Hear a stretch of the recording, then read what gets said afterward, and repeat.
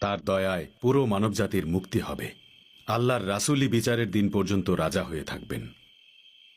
রাজা জিজ্ঞেস করলেন, বিচারের দিন মানে?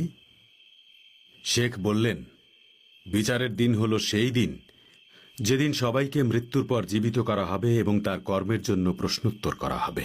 তখন একটা ময়দানে সবাই সমবেত হবে।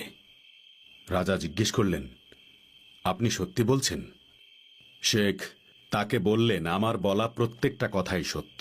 এটাই আল্লাহ তাআলার ইচ্ছা এবং এসব তার কথা যিনি এই আসমান এবং জমিন সৃষ্টি করেছেন।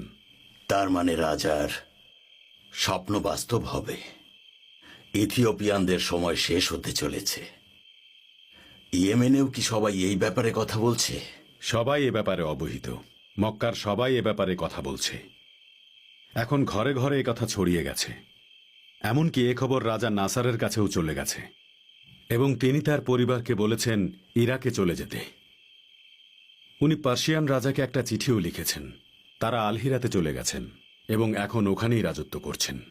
তুমি আমার কাছে কি বলতে এসেছো সেটা বলো। ঠিক আছে মক্কা প্রধান, অনেকদিন পর আমি আবার এই পথে বাণিজ্যের উদ্দেশ্যে বের হয়েছি। আমার খবরটা হয়তো তোমাকে খুশি করতে পারিনি, বলতেই চাচ্ছিলাম না, তবুও ভাবছিলাম একবার তোমাকে বলি। চিন্তা না করে বলে ফেলো। আমি আব্দুল মুত্তালিব, যাকে মানুষ অনেক বিশ্বাস করে, এবং আমি আমার মানুষদের বিশ্বাস কখনো ভাঙব না।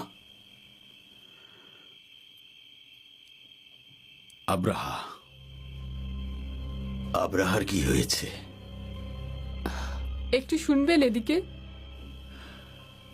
তুমি বসো, আমি এক্ষুনি আসছি। হারিসের আব্বা শুনছেন? কি হয়েছে?